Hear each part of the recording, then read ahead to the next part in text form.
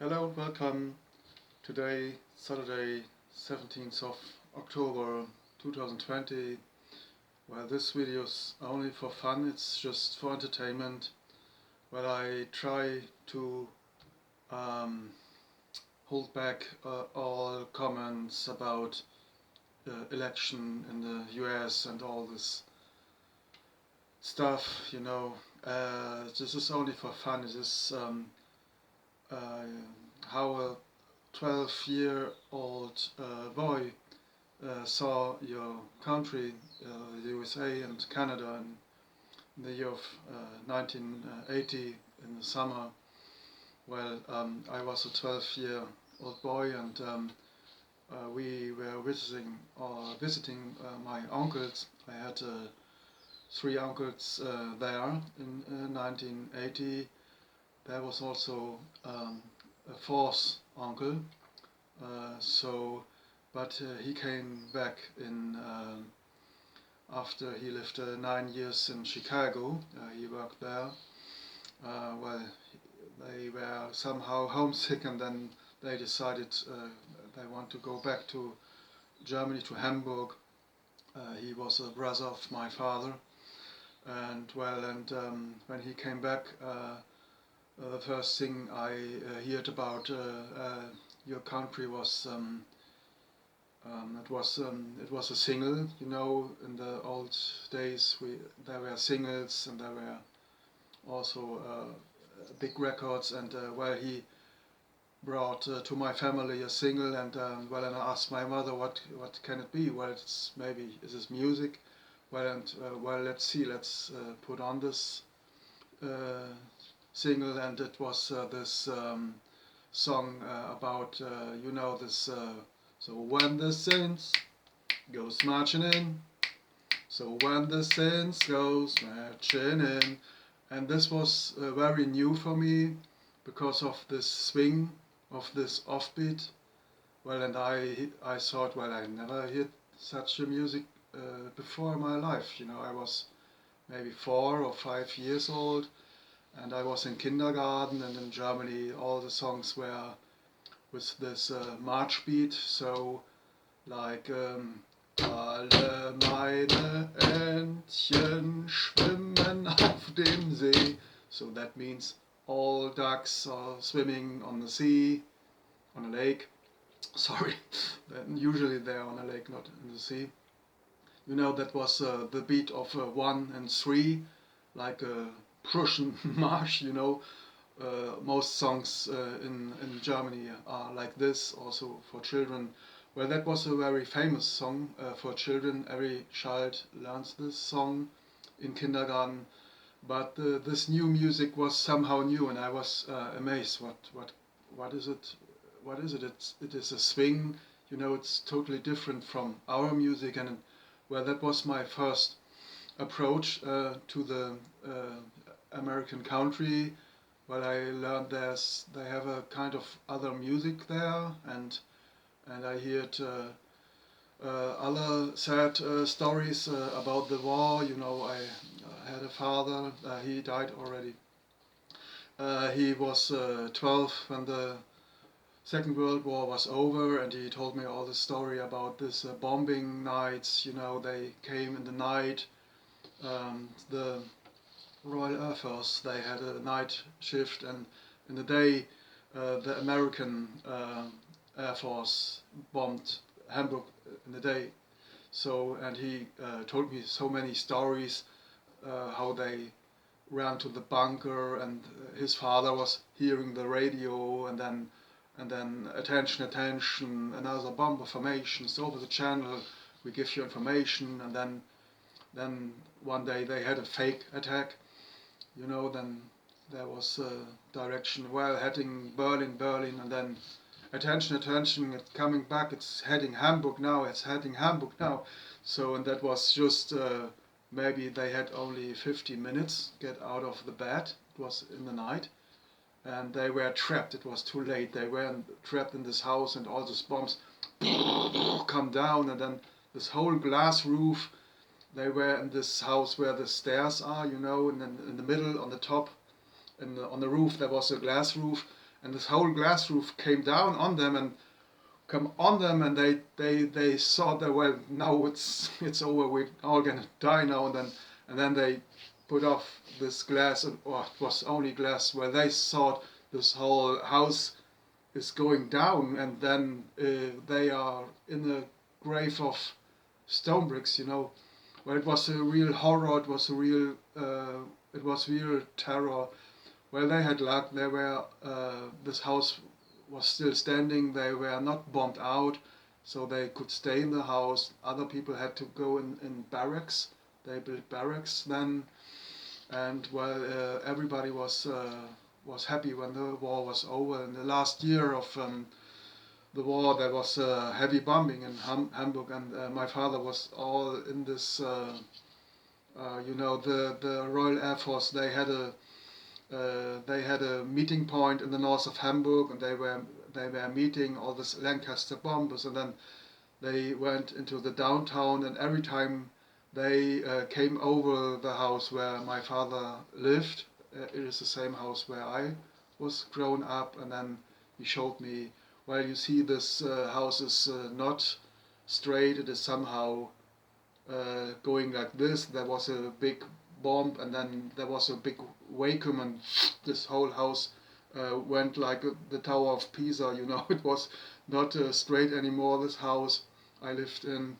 And there was on the top, on the roof, there was repaired with wood. You can see that, yeah, it was a branding bomb, you know. They throw this branding bombs, and so first they made fire, and then there came another wave with explosive bombs with this you know, this TNT bombs, whatever. And the first wave was always the Christmas trees. Well, and he was a small boy, and then they looked, well, then first there came this lighting Christmas trees to light everything up that they see. The second wave was then the attack. And well, he told me all these stories, and well, I heard also other stories. Yeah, here this is the family of my mother, this in the south of Germany, so where my grandparents lived, and this is a town called Geisling. The Geisling means goat town, or town of the goats, and then there were valleys, and then the American army came into the south of Germany. In Hamburg we had the British army, but in the south there was American army. And then they came with their Sherman tanks and all this stuff, and they were standing on a hill or on a mountain that was it is surrounded by mountains, and they stand somewhere here. And then there was well, my grandmother, she had a lot of friends, and one time there was a coffee drinking meeting in the afternoon, and then I think it was on Sunday or Saturday, I don't know. But well, her girlfriend told, well, she was outside in the spring of 1945, so that was maybe few hours before the 8th of May. So the 8th of May was capitulation of German army, and then, well, that was the last weeks of the war, and then the Americans were on the hill, and then, well, and she thought it is, oh well, it's such a nice day, the birds are singing, and then there was another woman, and the birds are singing, are you out of mind? The Americans standing here, and they shooting at us, so that the noise of this, you know, they had a anti-air gun with 4, you know, I don't know how the name is. Well, they had a special tank. It was only for anti-air guns, for I don't know, rifles, or I don't know. They just put it down in the valley, and then it was a noise like bird singing, and it was the bullets going over her head. And well, oh shit! I didn't know until she went back into the house. Another day she was on a bike here in the valley. She had to go to a village beside this town, and she was going on the bike, and then suddenly there came a Mustang, or I don't know the names of this, this hunting airplanes. They were only for hunting, and they had two machine guns, and then she was on her bike, and she heard this voice of this airplane, and then shooting at her, and she jumped from her bike down in this trench, and beside the streets there were these trenches. Not now anymore, but lucky she had luck, so she went into this trench, and she had to wait until this plane was gone. And well, I had a friend, his father was in the SS in the last days of the war. He had to protect a train, and he was from the Rhineland, this area between Düsseldorf or Cologne and the Netherlands border. This they call it Rhineland, the Rhine, the river.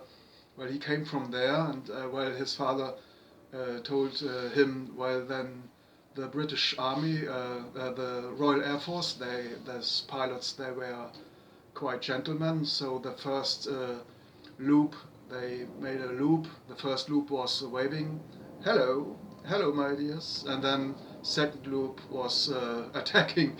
So this they saw this British pilot in his I don't know, was it a Spitfire or whatever. So also a hunting plane, and then first loop, hello, and then second loop, well, so this whole train was blown up, and many people were dying, and this British soldiers were known for their black humor a little bit. Well, they had also a lot of bombing of London, and there was a lot of hate between our nations. And unfortunately, we came all out of the Protestant Reformation, and the Antichrist. The Antichrist made war between our nations, and we had to kill each other. Well, it was tragic. In the many American soldiers, they maybe their parents or their grandparents, they went from Germany to America, and then in the Second World War, sometimes they had to fight against their own relatives, so that they maybe shoot a German soldier, and maybe it was their cousin, or maybe, well, it was quite tragic. And but after the war, we had such a great luck in west of Germany, because this American banks, they gave so many credits and so many money they brought into the western part of Germany. The eastern part was totally the Soviets, they put all these factories on a train, brought it to Soviet Union, and so the eastern part of Germany, they had not such a good luck, because that was a plan that the center of the Protestant Reformation must be punished by the Antichrist. So the eastern part of Germany was totally disindustrialization. They were quite poorer, more poor than the western part of Germany, and then there was also a plan to bring all this Protestant part into a Soviet government under the control of Stalin.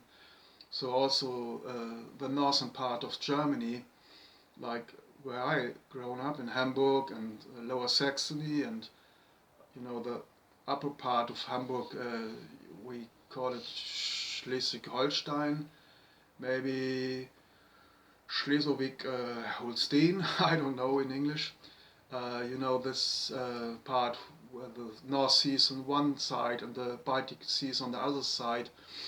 Well, this is all this Protestant part, and there was first a plan to put all this under Soviet control, but then they decided, well, we make the border more in the east, so Well, okay, but you see, this was all somehow composed, all this war and also this occupation management after the war. Well, I was in the western part of Germany, and we had a better life because they built up all our industry. That was the plan. There was also another plan. There was one American, I think his name was Morgenthau, and he had another plan, bring all this industry down. Well, that was another plan, but then they decided, well, we make western part of Germany a great part, with industry and with the people live better, and then the eastern part we put in in lower conditions so that they maybe hate each other more, and also this West Berlin. So the Americans, they had first this southern part of the GDR, so Turing and Saxony, and then they gave it back to the Soviet Union, and then they got West Berlin. In the beginning, whole Berlin was occupied by the Soviet army, but then they made a deal somehow. So, and they called West Berlin it is that they East German people can see what they have, and to make them angry or whatever. So it was a crazy plan to divide Germany. There was a Iron Curtain maybe for 40 years. It was built 61, and then it was then took down in 89. Well, okay, but this GDR, it existed from 49 to 89, so 40 years. Our country was divided. It is still divided. The people in East Germany, they have still lower wages, and they are still poorer than the people in Western Germany. Okay, what I want to say in this video, what was my impression about America when I was a 12-year boy. I'm sorry, I think I should go more to this. Well, there was a lot of hate between our nations, but then when this this western part of Germany was rebuilt, and this American money came, also the American music. There was a rock and roll movement here. There was a big wave of American music in the 50s. So they had also rock and roll here, and they honored Elvis Presley. He came here to Frankfurt. He was here in the near of Frankfurt, in a town called Friedberg, and they have still a monument of Elvis Presley, and they flowers. It's like an altar, they honored Elvis Presley so much, and so they were so lucky about this music, this jazz music, this freedom, because they lived here in a dictatorship, and no jazz music. It was music of the niggers. It was forbidden. Everybody who heard jazz music came into a concentration camp. It's true. So my uncle, he heard it somehow secretly, very well. In the Third Reich, there was only one broadcast, the broadcast of Berlin. So Adolf Hitler speaking, nothing more. But sometimes, they looked for other stations, maybe BBC. So it started always like, that was this Fifth Symphony of Beethoven, and the Roman 5 means it's victory, so they dum dum dum dum, and then they heard it secretly, but it was also forbidden. So when they were catched, the neighbor heard it, called the Gestapo. So that's it, coming into a concentration camp. Well, and somehow the times are changing now. Here, maybe you say something against this corona measurement, where they coming after you. You know, this time I sometimes I have the feeling this old fascist regime coming back. Well, but in the summer of 1980, there was no trace. You couldn't feel anything about the things that happens now. Well, I really think I should go in now in the story. So my uncles, so my father had three uncles, brothers. So my three uncles, and they went to America, and they asked my father, well, will you come with us? You know, start a new life, freedom, and well, they were fed up of this.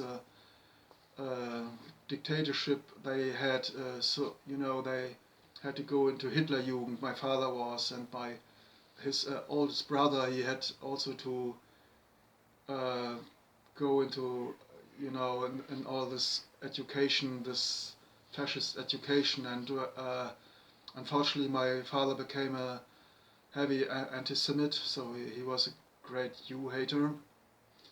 Yeah, I'm sorry. They brainwashed him in this Hitlerjugend, and well, he hated the Jews till the end of his life. Yeah. So and so they were happy. They, you know, all this American lifestyle came, and it was their dream to go to America. They asked my father, "Will you come with us?" He refused. He said no. Well, you know, he was not willing to go, and so they three younger, well, his eldest brother and two of his younger brothers, they went into a ship to Bremerhaven, and then they went over and they started in Canada. It was this city here, I think it was called Sault Marie. It is in Canada, Ontario. It is the town of nickel. You see here this coin here, and they had a lot of mines for nickel, but it was in the end of the 50s, so they were in their 20s, they were young men and strong, and so, and then they decided, well, we start as a miner, making money, and then so they start in a uran mine, and it was quite dangerous work because they had to bring out this stuff for this nuclear program of North America. And my aunt told me, well, there was one colleague, and he was so crazy. He saw this shiny piece of uran. I think you call it also uran, and he put it in his pocket. Well, and of course later he died of cancer. You know, they didn't know how dangerous this stuff was. You know, this nuclear material, well, it is not so concentrated, but to put a shiny stone of this in your pocket, right beside your balls, excuse me, it can't be good. And well, they worked there maybe for 1 year, and they didn't know what happened with this colleague maybe 10 or 20 years later, but well, can be that he later died from cancer. Well, they were there only for 1 year, so, and it was hard. In the winter there was nothing, there was only a barrack where all the workers lived, and so they had a frozen ice lake, so they were skating on this lake, and this Christmas was very poor, and so Christmas in a barrack. So this is how they started in Canada, and then later they went to Chicago, and something strange happened then. The youngest brother, he was 21, of course.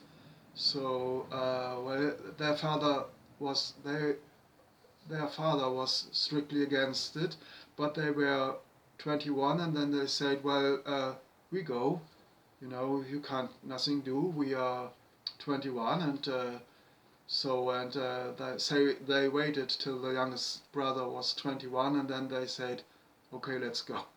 They had a very brutal father. They beat he beat his sons very often. Was quite a so they said, well, let's leave this evil man. We go to America, start a new life. So that was their hope. And and then they want to go to Chicago. And the youngest brother, he looked so young. So on the border from Canada to US, they say to him, well, you are too young, you can't go in. Well, look at my papers. Here's my birth date. I'm old enough to go into your countries. And they said, no, you look like a milk face. We say so. I don't know if milky face or whatever. So he was looking quite young, younger than he was. And they said, well, you stay in Canada, and you two guys, you can go in. And then they said, well, we are sorry. It is our so they were so fixed to go into America that was their dream. So and they left their younger brother at the border. Well, I said, well, this is not nice. Why don't stay all of you in Canada? And well, they said, they want. My father told me, well, they want to found a enterprise, maybe a car repair, and they had already bought all these tools for they want to make a company in Chicago. So they were metal workers. Well, one was a metal worker, the other one was an electrician. So they were well educated. German education is always good, and they thought, well, we have good skills, and so we are needed maybe in Chicago. But the reality was this enterprise was somehow a failure, and they had to go to work as employers. And while the eldest brother of my father, he was kind of home office. He made product management, something for telecommunication. He was in a telecommunication company in Hamburg. And so he was a kind of sales manager. What he made is from home office. So he had a small house in Chicago, and it was near the airport. I think it was O'Hara, and while his younger brother, he had to go in a factory, and well, he had really a hard time. So they put all these factories around Chicago because they don't want to have this in this town because of these unions, that the unions work good together. In Chicago there was a big union movement. It was the industrial heart of US. All the steel industry was in I think it was Michigan, and also Wisconsin. No, not Wisconsin. The other, well, at this Michigan Lake, because all this iron came down this Michigan Lake from Canada, and so there was a big steel industry. And so he worked in a factory. I don't know which factory, but he had to go a long way every morning in a car, driving 1 hour in his car till he came to his factory. And so they put all these factories far away from each other, that the unions can't work so good anymore. So they were also union busters, advocates haunting the unions. And the biggest failure the unions did, they sticking together with the mafia. Well, that was not a good idea, because the mafia is working for the Pope, and the Pope don't want any labor movement, or that people improve their wages or their life. No.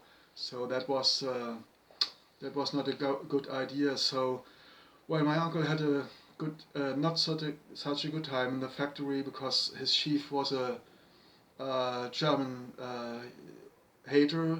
Well, he called him a fucking crowd. You know, all this was not nice. There was maybe he had to fight in a war. He had to fight against the German army maybe. But there was a mood in the American people that the Germans are the evil ones, the evil guys, the boys of Hitler, you know. So they were evil. In the beginning of the Second World War, we were friends, and then suddenly they made a new propaganda that German are the evil ones, and so then they went into the war after Pearl Harbor. Well, and well, he had a lot to suffer because his chief was very unfriendly, but he was a good worker. He did always his best, and he had a hard life. You know, he worked also Saturday, and then in the Sunday afternoon he worked in a. I remember maybe it was a gasoline station, so he was looking for cars, something. So he saw his family only a Sunday morning, so that's it. The other time he was working, and very long working days. We in Germany we had already in the 50s 8 hours a day, and where he worked maybe 10, 12. He worked from I don't know, from the morning till the evening, and while it was he worked a lot because he wanted to make money to build a house here in Germany. When they came back, they built a house here in the near of Hamburg. Well, it was his dream, and well, he worked hard for it. And but after 9 years, they decided, well, we go back. So, and the other two brothers of my father's, they stayed. The oldest brother of my father went later to New York. He got a job at Ericsson, this Swedish telecommunication company, because he had, you know, he had a lot of experience of this. So, and well, here is a photo of him. This is summer of 1980. He lived already maybe 30 years in first 1 year Canada, the rest in Chicago and New York. Here is, you know, this car. For me, it was a big car. You know, in Germany, these cars are much smaller, and well, this is in Manhattan every morning, or sometimes he brought us to Manhattan in the morning. But he lived in Queens. That was Roosevelt Avenue. This is a funny picture. You know, I was not a good photograph, and that was the first photo of my film, and I thought, well, maybe I make maybe a little bit, well, I spare a little bit, and then I have one photo more, but it was a bad idea because the other half of this film was lighted. You know, this old photo films, there were no digi cams. That was not existing at that time. So you put this film into your camera, and then you spool it. And I spooled not enough, so this first picture was lighted. But this was his house, a huge block, the Roosevelt Avenue, and well, and we went with my uncle in this elevator, and I was counting, well, 10, 11, 12, 14, what? Where's the 13th floor? Well, and he explained me, well, in America, people fear this number, and I said to him, well, what was this? This is superstitions, you know, why don't they have a 13th floor? Well, this is America, you know. Well, I thought it's strange. In Germany, all big houses, they have a 13th floor. We don't have any problem with this number. Well, but that was kind of strange for me. I didn't know this. And well, and this was the side from his window. So there was another block, and there were many blocks, and big blocks. And well, I thought, oh my God, this is so big here.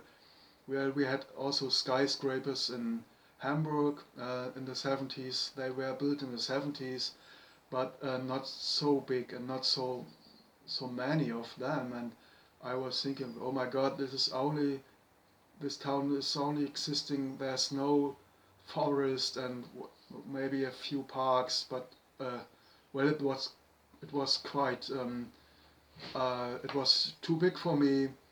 You know, I was a small boy. Well, I was looking like this. This is later on the Toronto Tower. You know, 12-year-old boy, and I never saw such a big town. Uh, to that time, I was not in London or in Paris. Such a big metropole. Well, this Hamburg is more like a village if you compare it with New York. You know. Well, and so my uncle had this big car, and then there was a huge garage under this building. And one morning we went to the United Nations building to Manhattan, and there was a big ramp, and then I was sitting in this car. It was for me, it was like a ship, you know. We don't have such a big car. Well, for me it was a ship, and it made such a loud noise. Also the engines are much louder, and it for me it sounds like a tank, you know.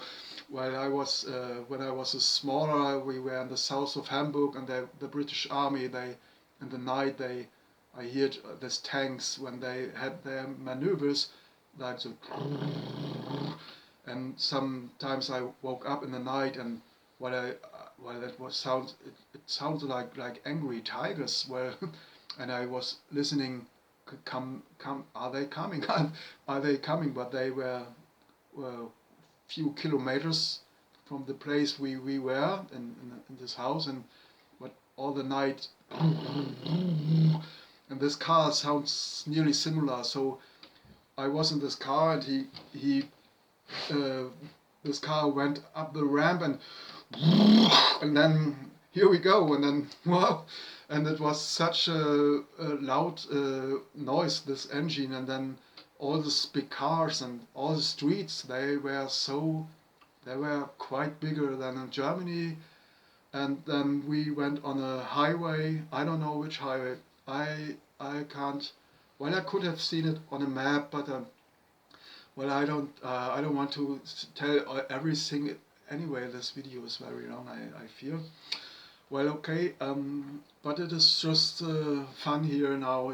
You don't have to see this, all the important things I tell in other videos. Well, okay, then we passed a cemetery.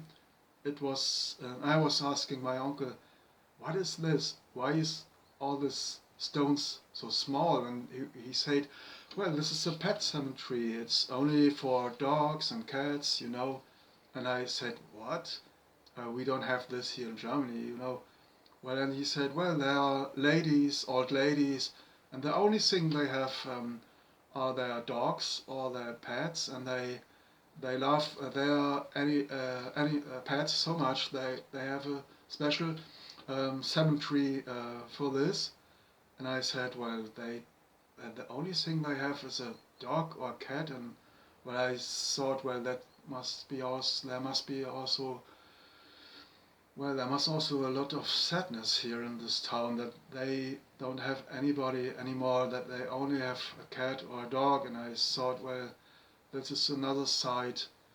Well, this is sad. I felt that I felt I felt a sadness. You know, it was amazing that they had a special pet cemetery, and we don't have it here in Germany. Well, they made a hole in the garden. Maybe if they have a own garden, you know. Well, we went into the town, and then, well, I don't know. Was it Brooklyn or was it Manhattan? And it was we have this subway bridges also in Hamburg.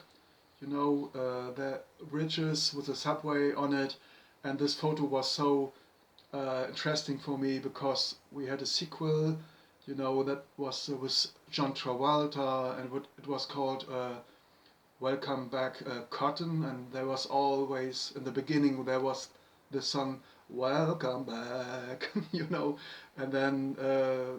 then there was another funny thing. Well, John Travolta was a funny guy, so he made a lot of jokes, were dancing with his buddies.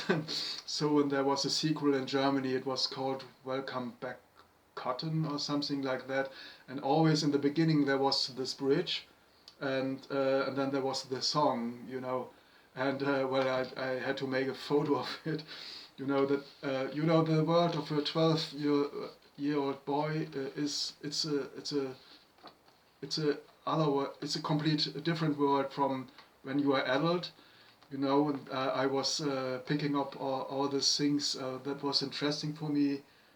Well, here it is Chinatown, so we were also in Chinatown, and then there was one window, and all this desk gooses, they hanging all this desk gooses in the window, and they were flamed, so they look brown or yellow, or brown maybe, and I was thinking, well, oh no, I don't want to be one of these goose, and I feel, oh, this poor goose is hanging in the window, all dead, they hang in a line, and well, this is in Chinatown, and we don't have it in Germany.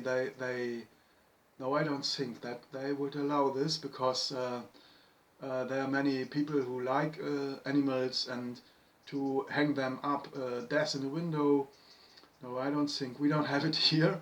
And well, there were living many Chinese. Well, I know also Chinese people in Hamburg. We had always Chinese people. Because of the harbor, and some people, they decided, well, it's a nice place here.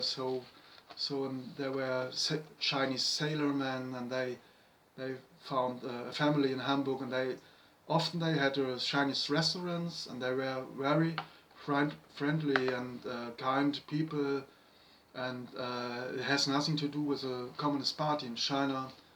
Well, they are friendly and kind, and it's not their fault that they have this tyranny now in China. It's not their fault.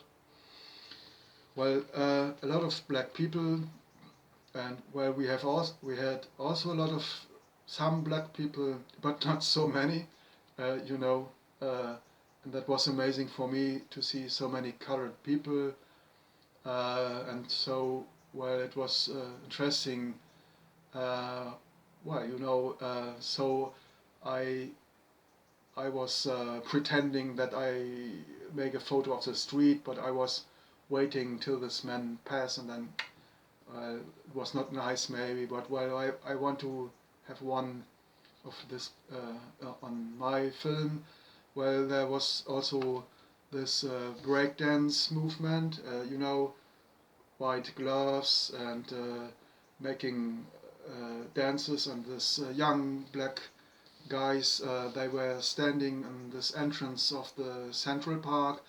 It looks like in Paris, this Arc de Triomphe, but it was smaller. It was also an arc, like in Paris, but it was smaller, and there was an entrance of Central Park, and they had a ghetto blaster, and then all these black guys, they standing in a round, and then suddenly one jumped out of the circle in the middle, and then he moved like a snake, so he fall on his hands and then back, and then moving like a snake, and I was looking, wow, this is a wonder. This no white guy can move like they move. It's a real miracle. They have bodies. They can do things with their bodies we can't do. It's like a miracle. Well, and I think, why can't we see each other like a miracle? Well, Okay, that was a Central Park.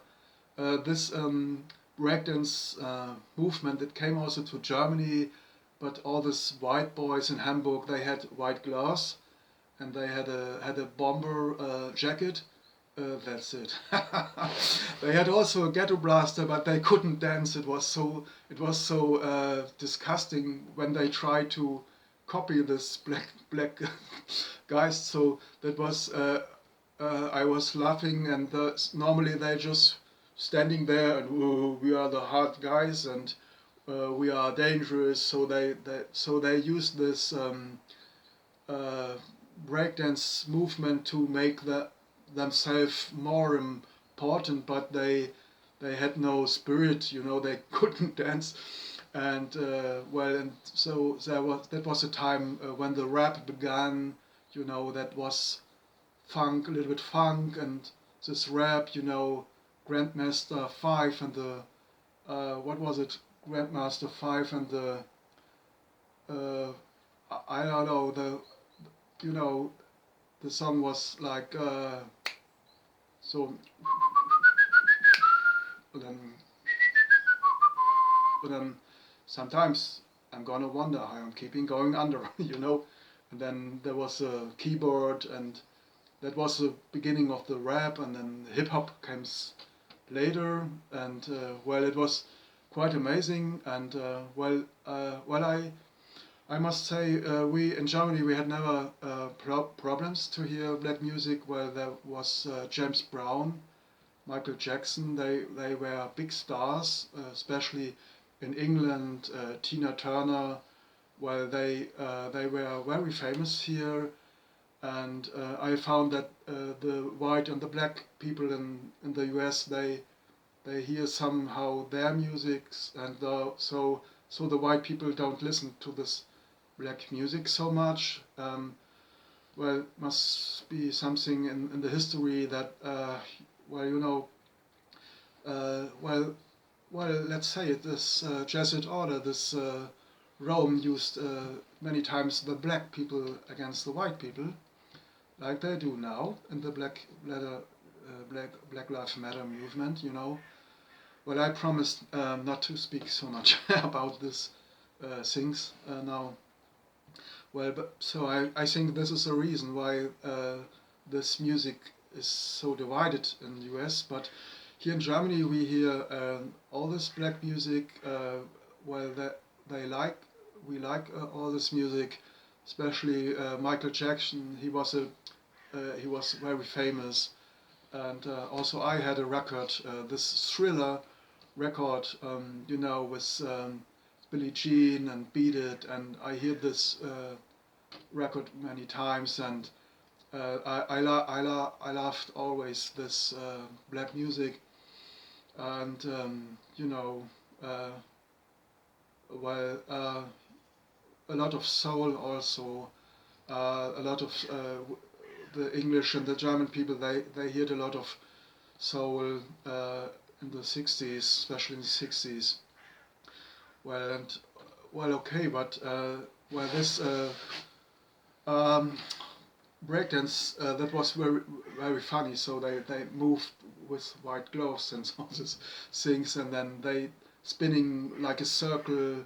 So and then so they so they had a lot of movement. There was a big movement, breakdance.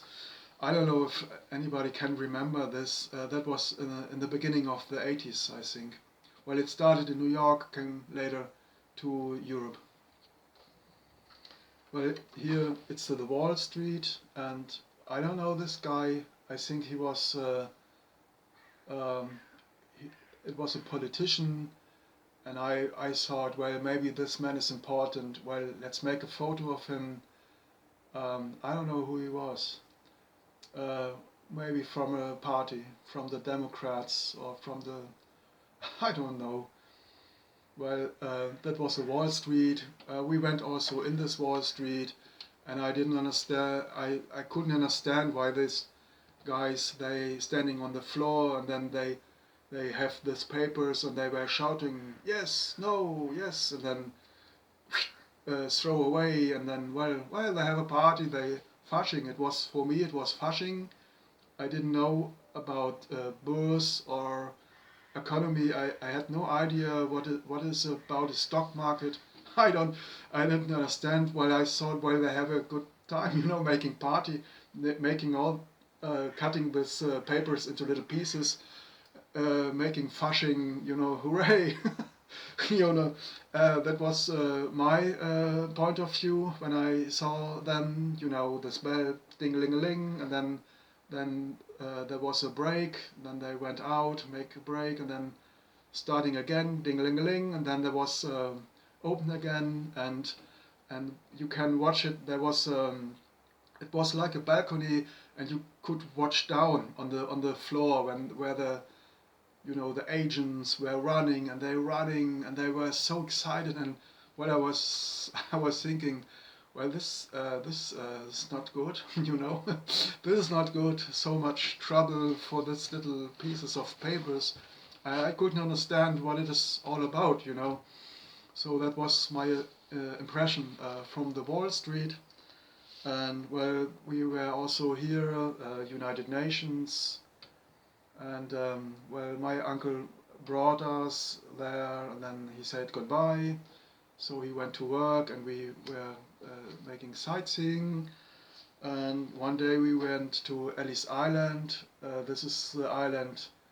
It is in the harbor of New York. It is all this people from Europe. They had to stay here, and they checked everybody if they are healthy enough.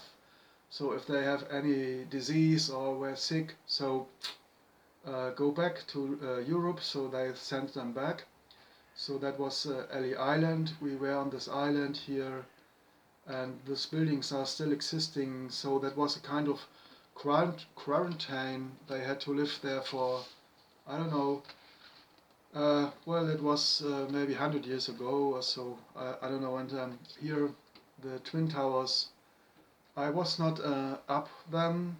But we walked beside, or we went through this Twin Towers.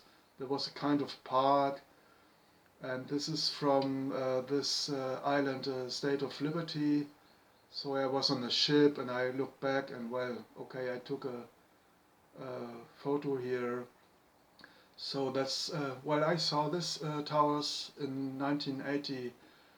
Nobody could know what will happen then. It was 21 years before this happened, this 9/11. And well, here approaching State of Liberty with a ship, and then for my surprise, I never knew that there was you can climb up, and then there are windows somehow here of this statue, and then you can look out. And I was looking through this window and making a photo from the top. In the inside there's a stair, you go up, and then, well, that was quite amazing for me, because when I saw pictures, it was always the statue, and I didn't know that inside there's a stair and you can go up, and that it was so surprising. For a little boy, wow, that was such an adventure. Well, that was, if you are a boy, so you can, you wonder about so many things, and when you are older adult, so you think, so what, but, well, this first evening we went to the Empire State Building. This is the top of the Empire State Building on this platform, and I made a photo down. I don't know, is this a Hudson River or is it another side? So if this is a Hudson River, so then this must be maybe New Jersey. I don't know. I was not interested in in this all this. Well, it was just so amazing, and then all this other skyscrapers, the Chrysler Building, and well, I made more photos, but I can't show you all these photos. Well, and then it was a hot summer, and in the subway there was so somebody had to go for this fire.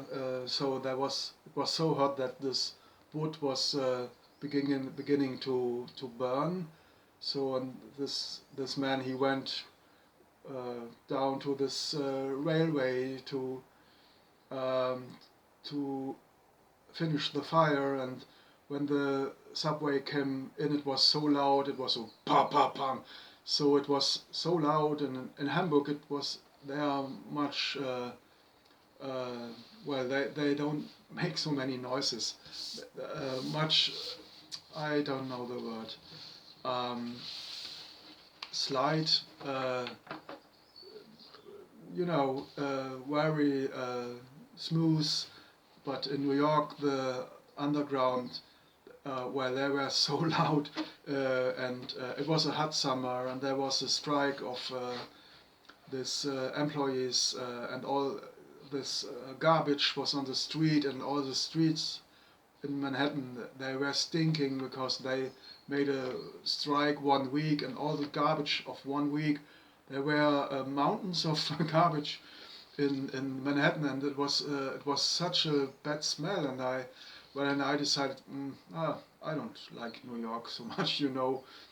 I'm sorry, I was a 12-year-old boy, and I was more interested in animals, in wood, in forests, something like that. And well, funny thing is, the television in America was quite amazing for me.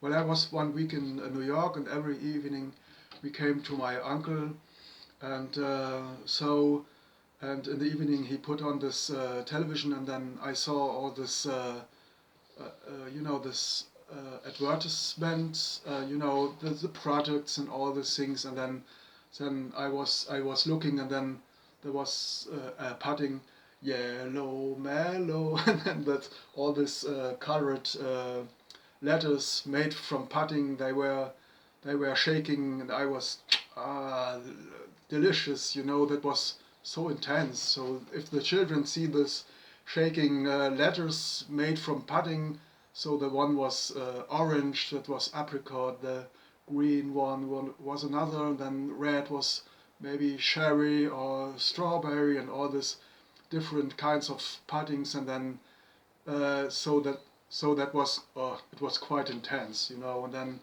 and I realized that in America there's a lot of singing, and so if you have in Germany here, maybe we have something against bacteria to clean the bathroom, and so it is maybe like domestos. It kills every bacteria.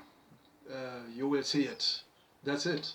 So maybe a violin. No, not a violin. A violin was more for romantic, maybe for chocolate or for coffee, for this domestos, for this antibacterial. That was more like a drum. So a drum, maybe a drum. So, but in America, it was more like in a musical.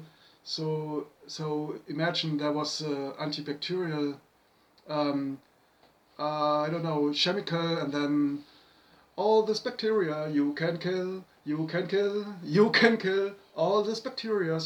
It's such a thrill, it's such a thrill. There was always a chorus and music, and like in a musical, and well, great. That was great. This music was quite, it was quite amazing me. Well, I think that was the first part. That was New York, and the Canada part. That was the most time I was 1 week in New York, and 1 week in Toronto. That is where the other brother lived, and then 4 weeks in out of Norway, nowhere. That was in Ontario, in the woods. That was the brother of my mother. Well, actually, I had four uncles in North America, but this was the first, so I think I have to stop. It is too long. So the second part will be about Canada. See you next video.